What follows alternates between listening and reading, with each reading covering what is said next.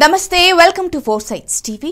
ఉమ్మడి నెల్లూరు జిల్లాలో టీడీపీ జనసేనలు ఉమ్మడి అభ్యర్థుల తొలి జాబితాను ప్రకటించి ఎన్నికల శంఖారావం పూరించాయి. ఇంతకు ముందు రెండు పార్టీలు కలిసి ఉత్తరాంధ్రలో 99 మంది అభ్యర్థులను ప్రకటించిన విషయం తెలిసిందే.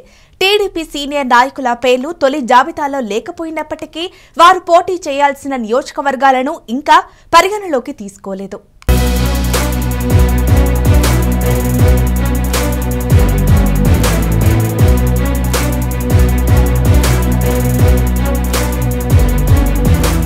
నెల్లూరు నగరం నుంచి మంత్రి పొంగూరు నారాయణకు పార్టీ టికెట్ ఖరారైంది.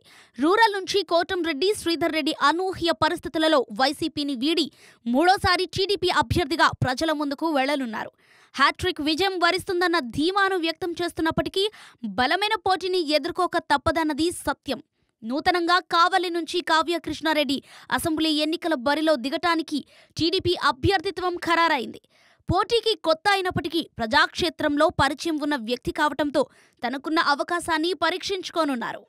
కావలి సైకోని తరిమేదానికి నా భుజస్కంధాల పైన బాధ్యతను మోపేందుకు పార్టీ అధినేత శ్రీ నారా చంద్రబాబు నాయుడు గారికి, జాతీయ ప్రధాన కార్యదర్శి అయినటువంటి నారా లోకేష్ గారికి, అదేవిధంగా రాష్ట్ర అధ్యక్షుడు అచ్చెన్నాయుడు గారికి, ముఖ్యంగా మన ప్రాంతవాసి డైనమిక్ లీడర్, ఈరోజు రాష్ట్రంలో తెలుగుదేశం పార్టీకి వెన్నెముక నిలిచినటువంటి బేదా రామచంద్ర గారికి, దాదాపు 2 సంవత్సరాల పాటు కష్టాలలో ఉన్నప్పుడు, పార్టీ చాలా ఇబ్బందుల్లో ఉన్నప్పుడు బాధ్యతను తన ముదస్కంధాల మీద మోసుకొని కార్యకర్తలకు నేను అండగా ఉంటాను, ఏ కార్యకర్తకి ఇబ్బంది వచ్చినా నేను ఉన్నానని ధైర్యం చెప్పిన మాలేపాటి సుబ్బానాయుడు గారి నాయకత్వంలో ఈ రోజున అందరూ కృషితో ఈరోజు నాకు ఈ బాధ్యతలు ఇవ్వటం జరిగింది. ఇంతమంది మార్గదర్శకుల మధ్య ఈ జిల్లాలో ఉండేటువంటి మాజీ మంత్రివులు నారాయణ గారి సూచనల మేరకు, అదేవిధంగా సోమిరెడ్డి చంద్రమోహన్ రెడ్డి గారి సూచనల మేరకు, ఇంకా ఈ జిల్లాలో ఉన్నటువంటి ముఖ్య నాయకులందరి యొక్క సహాయ సహకారాలు తీసుకుని ఈ జిల్లాలో ఉన్నటువంటి కావలి నియోజకవర్గాన్ని అభివృద్ధి పదంలో నడిచేదానికి, తెలుగుదేశం పార్టీని విజయపం దుమ్మి మోపించేదానికి నా వంతు నేను కృషి చేస్తానని కూడా ఈ సందర్భంగా తెలియజేస్తున్నాను.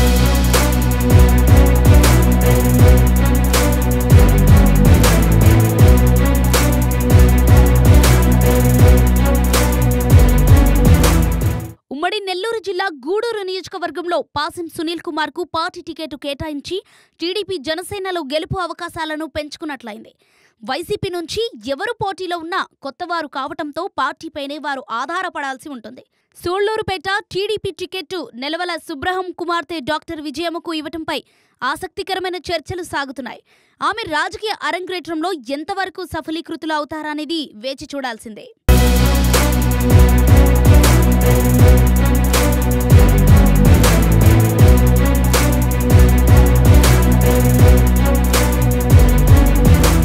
ఉదయగిరి నుంచి గతంలో ఎమ్మెల్యేగా పనిచేసిన బొల్లేని రామారావు త్యాగం చేయక తప్పలేదు.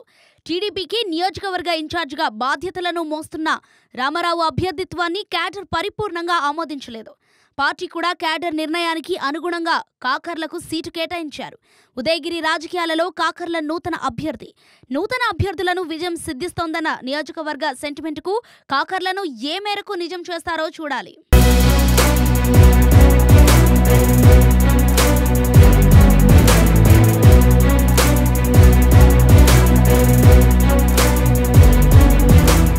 నెల్లూరు జిల్లాకు చెందిన ఆనం రామనారాయణ రెడ్డి వైసీపీ రెబల్ ఎమ్మెల్యేగా 2 ఏళ్ల కిందటే తిరుగుబాటు బావుట ఎగురవేశారు.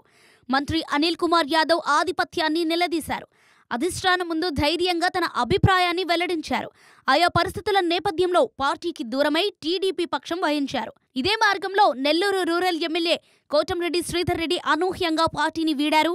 వీర విధేయులుగా ఉన్న శ్రీధర్ రెడ్డి ఫోన్ను ట్యాపింగ్ చేసి సలహాదారుల వ్యవస్థ అవమానించి ఆయనను మనస్తాపానికి గురిచేసింది. ఉదయగిరి ఎమ్మెల్యే మేకపాటి శేఖర్ రెడ్డిపై కూడా వైసీపీ సలహాదారులు చర్యలు కంటగింపుగా మారాయి. దీంతో ఆయన కూడా టీడీపీ పక్షం వహించారు.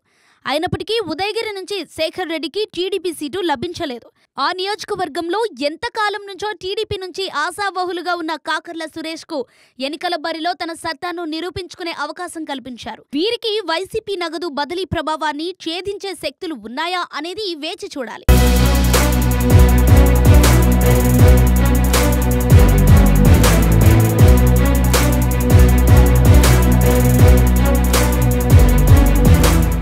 ఆనం రామనారాయణ రెడ్డికి తొలి జాబితాలో చోటు లభించకపోయినా ఆందోళన చెందాల్సిన అవసరం లేదని ఆయన అనుచరులు ఊరట చెందుతున్నారు.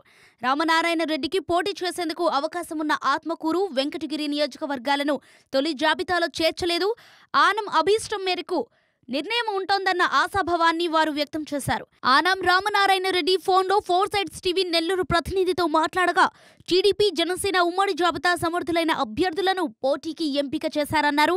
జనసేన తొలి ప్రయత్నంలోనే పొత్తుల సమీకరణలో ఎక్కడా వ్యతిరేకత లేకుండా క్యాడర్ను నడిపిస్తున్న తీరును ఆయన ప్రశంసించారు. చంద్రబాబు తన అనుభవాన్ని జోడించి ముందున్న సవాళ్లను ఎదుర్కొనే అభ్యర్థులకు అవకాశం కల్పించడం మంచి పరిణామమని సీనియర్ నాయకులు రామనారాయణ రెడ్డి అభిప్రాయపడ్డారు.